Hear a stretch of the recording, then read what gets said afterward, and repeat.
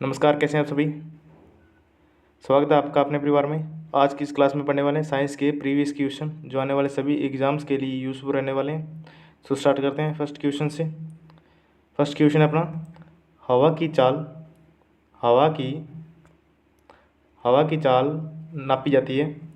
हवा की चाल किससे नापी जाती है? स्पीडोमीटर से, एनीमोमीटर से, डायनमोमीटर से या एक्सेलरोमीटर से? इनमें से कौन सा करेक्ट आंसर है? तो 2 नंबर इसका करेक्ट आंसर है एनीमोमीटर। एनीमोमीटर इसका करेक्ट आंसर है। हवा की चाल नापी जाती है एनीमोमीटर से। नेक्स्ट क्वेश्चन, सूची 1 का सूची 2 से मिलान करना है। तो एरोमीटर क्या होता है? एरोमीटर होता है वायु एवं हवा गैस की माप करता है। और अमीटर होता है, अमीटर विद्युत धारा का माप करता है। और एनीमोमीटर पवन का वेग मापता है। और अल्टीमीटर ऊंचाई मापने के काम आता है। एरोमीटर वायु गैस का घनत्व वह माप करता है। उसी प्रकार अमीटर होता है विद्युत धारा मापता है। और अल्टीमीटर ऊंचाई मापता है। इस प्रकार next question,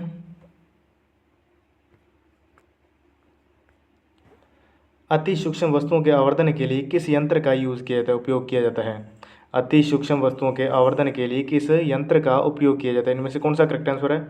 हाइड्रोस्कोप, electroscope, periscope, microscope. इनमें से कौन सा करेक्ट आंसर है? तो इसका करेक्ट आंसर होगा 4 नंबर, माइक्रोस्कोप। माइक्रोस्कोप अति सूक्ष्म वस्तुओं के आवर्धन के लिए माइक्रोस्कोप का यूज़ किया जाता है। तो नेक्स्ट क्वेश्चन,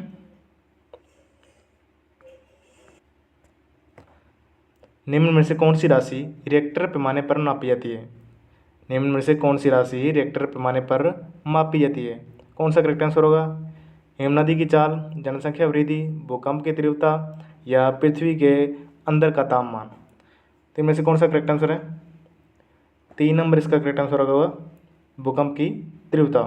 रिएक्टर स्केल से भूकंप की तीव्रता मापी जाती है। तो एक्सप्लेनेशन देखते हैं कैसे।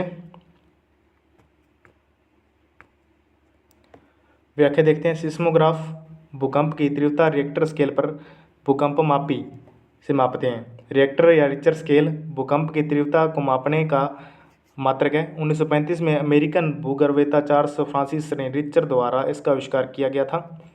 यह गणितीय मात्रक है जिसकी तीव्रता 0 से 9 तक होती है और इसके प्रत्येक बिंदु दूसरे बिंदु से तीव्रता का 10 गुना अधिक तीव्रता रखता है। भूकंप के दौरान 3 प्रकार की भूकंपीय तरंगें लहरें उत्पन्न होती हैं। पहली है प्राथमिक या लंबावत तरंगें, तरंगें पी कहलाती हैं। इन्हें क्या कहते हैं? तरंगें पी कहलाते हैं। ये अनुदैर्ध्य तरंगें होती हैं। भूकंपीय लहरों में सर्वाधिक तीव्र गति इसी की होती है। उसी प्रकार अनुप्रस्थ अथवा गौण तरंगें, ऐसी तरंगें कहते हैं। ये सिर्फ ठोस माध्यम में ही चल सकती हैं।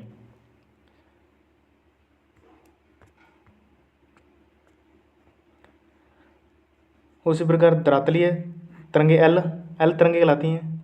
ये तरंगें पृथ्वी के ऊपर भाग को ही प्रभावित करती हैं, ऊपरी भाग को प्रभावित करती हैं। सबसे देर से पहुंचने वाली ये तरंगें सर्वाधिक विनाशकारी होती हैं। सबसे विनाशकारी तरंगें कौन सी होती हैं? एल प्रकार की तरंगें होती हैं जो सबसे लेट पहुंचती हैं। इसी प्रकार next question,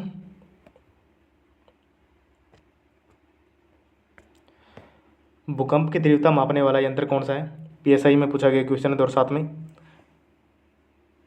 stethoscope, cardiograph, thermoscope या सिस्मोग्राफ? इनमें से कौन सा करेक्ट आंसर है? तो 4 नंबर इसका करेक्ट आंसर होगा सिस्मोग्राफ। भूकंप की तीव्रता मापता है सिस्मोग्राफ। इसी प्रकार नेक्स्ट क्वेश्चन,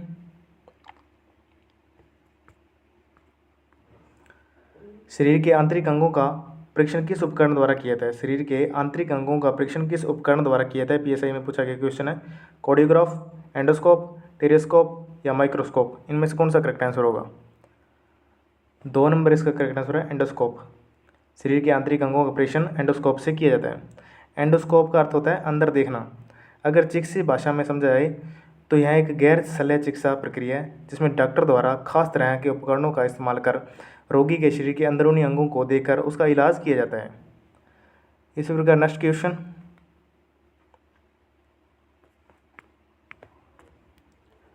ईसीजी किस रोग का पता लगाने हेतु प्रयुक्त किया जाता है? ईसीजी किस रोग का पता लगाने हेतु प्रयुक्त किया जाता है? पीएसआई या पुलिस कांस्टेबल में पूछा गया 2007 में पूछा गया क्वेश्चन है, इसका करेक्ट आंसर क्या होगा? मस्तिष्क होगा, हृदय होगा, गुर्दा होगा या फेफड़े होगा? ईसीजी। ईसीजी करेक्ट आंसर क्या होगा? 2 नंबर इसका करेक्ट आंसर है हृदय। ईसीजी हृदय रोग का पता लगाने हेतु प्रयुक्त किया जाता है। कोरियोग्राफ इस हृदय रोग से ग्रस्त व्यक्ति की हृदय गति जांची जाती है। हृदय गति की ग्राफ को कोरियोग्राफ या ईसीजी कहते हैं। नेक्स्ट क्वेश्चन, हृदय और फेफड़ों की आवाज़ सुनने के लिए डॉक्टर किस यंत्र का उपयोग करता है? पुलिस कांस्टेबल पूछा गया क्वेश्चन है। स्ट्राबास्कोप, स्टेरियोस्कोप, स्टेथोस्कोप, स्पेक्ट्रोमीटर, इनमें से कौन सा करेक्ट आंसर है? इनमें से करेक्ट आंसर होगा 2 number, 3 number stethoscope. Stethoscope, stethoscope हृदय और फेफड़ों की आवाज़ सुनने के लिए डॉक्टर द्वारा स्टेथोस्कोप का यूज़ किया जाता है। स्टेथोस्कोप के माध्यम से डॉक्टर किसी भी शरीर के अंदर भीतर उत्पन्न होने वाले हृदय और अन्य ध्वनियों के धड़कने की आवाज़ों को सुनते हैं। स्टेथोस्कोप बहुत परावर्तन के सिद्धांत पर काम करता है, बहुप्रवर्तन के सिद्धांत पर काम करता है। ज्ञात है कि श्वसन दर स्पीडोमीटर से मापते हैं। स्पीडोमीटर से मापते हैं श्वसन दर किससे मापते हैं? स्पीडोमीटर से। नेक्स्ट क्वेश्चन,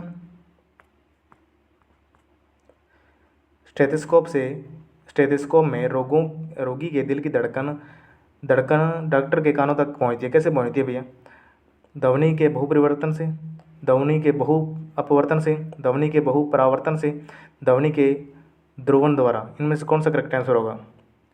3 नंबर इसका करेक्ट आंसर है ध्वनि के बहुपरावर्तन द्वारा डॉक्टर के कानों तक रोगी के दिल की धड़कन पहुंचती है। इसी प्रकार नेक्स्ट क्वेश्चन,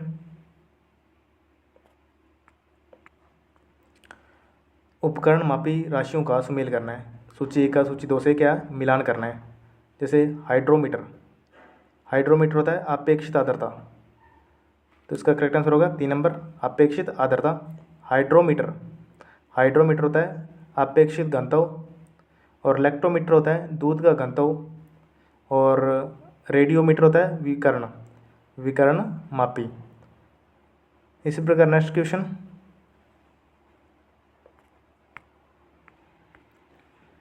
निम्न में से किस यंत्र द्वारा हवा में आर्द्रता का मापन किया जाता है? निम्न में से किस यंत्र द्वारा हवा में आर्द्रता का मापन किया जाता है? हाइड्रोमीटर से, हाइग्रोमीटर से, हाइड्रोफोन से या हेलियोमीटर से? इनमें से कौन सा करेक्ट आंसर होगा? 2 नंबर इसका करेक्ट आंसर होगा हाइग्रोमीटर इसका करेक्ट आंसर है। डैश मापने के लिए हाइग्रोमीटर का उपयोग किया जाता है। इनमें से कौन सा करेक्ट आंसर होगा? राजस्थान पुलिस कांस्टेबल 2022 में पूछा क्वेश्चन है, तो करेक्ट आंसर क्या होगा? आर्द्रता के सतर को, द्रवों के अपेक्षित घनत्व को, दूध की शुद्धता को और द्रवों का क्वथनांक को। इनमें से कौन सा करेक्ट आंसर है? तो हाइग्रोमीटर का किसके में यूज़ किया जाता है? आर्द्रता के स्तर को मापने के लिए हाइग्रोमीटर का यूज़ किया जाता है। इसी प्रकार नेक्स्ट क्वेश्चन,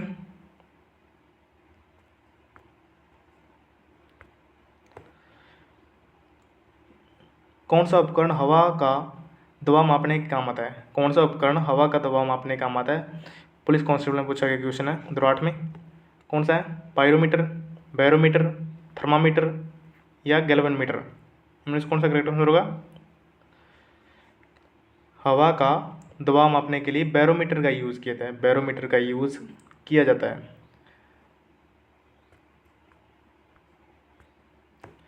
अल्टीमीटर का उपयोग ऊंचाई मापने के लिए किया जाता है, और बैरोमीटर का द्वारा हवा का दबाव मापा जाता है, और हाइड्रोमीटर द्वारा द्रवों के अपेक्षित घनत्व ज्ञात किया जाता है, और प्लूटोमीटर द्वारा मानचित्र पर क्षेत्रफल का मापन किया जाता है।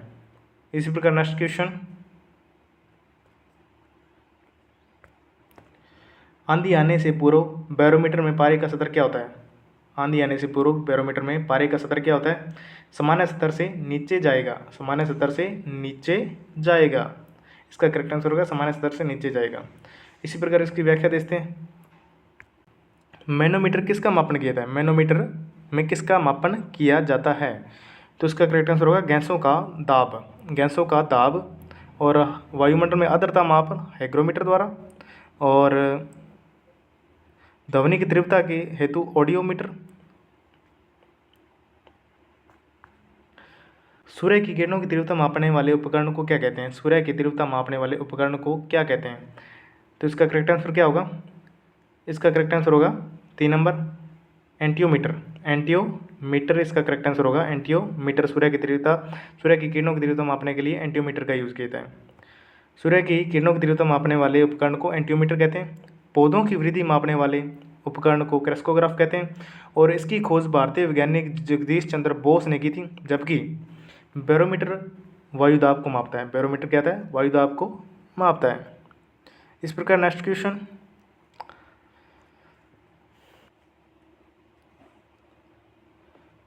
पायरोमीटर का उपयोग डैश मापने के लिए किया जाता है। पायरोमीटर का उपयोग डैश मापने के लिए किया जाता है। वनरक्षण में पूछा गया क्वेश्चन है, तो इसका करेक्ट आंसर क्या होगा? सूर्य के धब्बे, सौर विकिरण, हवा का तापमान, पौधे का तापमान। तो इसका करेक्ट आंसर क्या होगा? सौर विकिरण। सौर विकिरण इसका करेक्ट आंसर होगा। पायरोमीटर का उपयोग सौर विकिरण को मापने के लिए किया जाता है। पायरोमीटर एक ऐसा उपकरण है जो सीधे सूर्य से आने वाले सौर विकिरण को मापता है। विकिरण की ऐसा इकाई वोट प्रति मीटर है। परंपरागत रूप से पायरोमीटर का उपयोग मुख्य रूप से जलवायु अनुसंधान और मौसम निगरानी उद्देश्यों के लिए किया जाता है। परंपरागत रूप से पायरोमीटर का उपयोग जलवायु अनुसंधान और मौसम निगरानी उद्देश्यों के लिए किया जाता है। इसी प्रकार नेक्स्ट क्वेश्चन,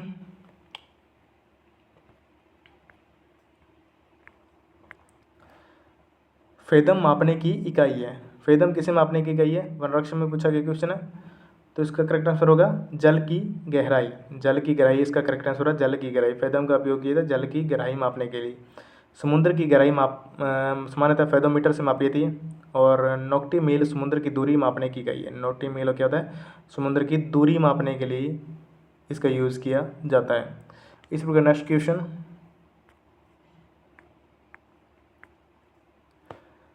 थर्म किसका यूनिट है? थर्म किसका यूनिट है? तो करेक्ट आंसर क्या होगा? तो 2 नंबर इसका करेक्ट आंसर होगा। थर्म ऊष्मा का मात्रक है, यूनिट है, ऊष्मा का यूनिट है। थर्म प्रतीक चिन्ह है THM। ऊष्मीय ऊर्जा का गैर अस्थायी मात्रक होता है थर्म।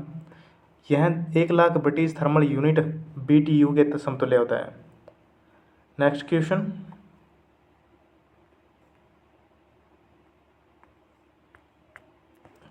बादलों की दिशा व गति मापने वाले यंत्र कहलाता है। बादलों की दिशा व गति मापने वाला यंत्र क्या कहलाता है?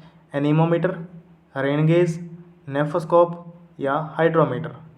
हाइड्रोमीटर, इनमें से कौन सा करेक्ट आंसर होगा? तो इसका करेक्ट आंसर होगा 3 नंबर नेफोस्कोप। बादलों की दिशा व गति को मापने वाला यंत्र होता है नेफोस्कोप। एनीमोमीटर से हवा की शक्ति व गति मापी जाती है। रेनगेज से वर्षा की मात्रा मापी जाती है। और नेफोस्कोप से बादलों की दिशा व गति मापी जाती है।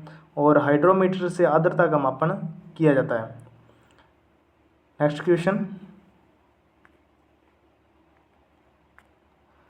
वॉल्यूमीटर का उपयोग किसे मापने के लिए किया जाता है? वॉल्यूमीटर का उपयोग किसे मापने के लिए किया जाता है? आवृत्ति, तापमान, वेग या तरंग दे रहे हैं। तो करेक्ट आंसर क्या होगा? इसका करेक्ट आंसर होगा तापमान। वॉल्यूमीटर का उपयोग तापमान मापने के लिए किया जाता है। किसी भी आवर्ती के विद्युत चुंबकीय विकिरण की ऊर्जा की मात्रा की माप करने हेतु वॉल्यूमीटर नामक उपकरण का उपयोग किया जाता है। सो आज की क्लास में इतना ही। आपको यह क्लास कैसी लगी कमेंट करके ज़रूर बताएं। वीडियो को लाइक करें और चैनल को सब्सक्राइब करें। Thank you.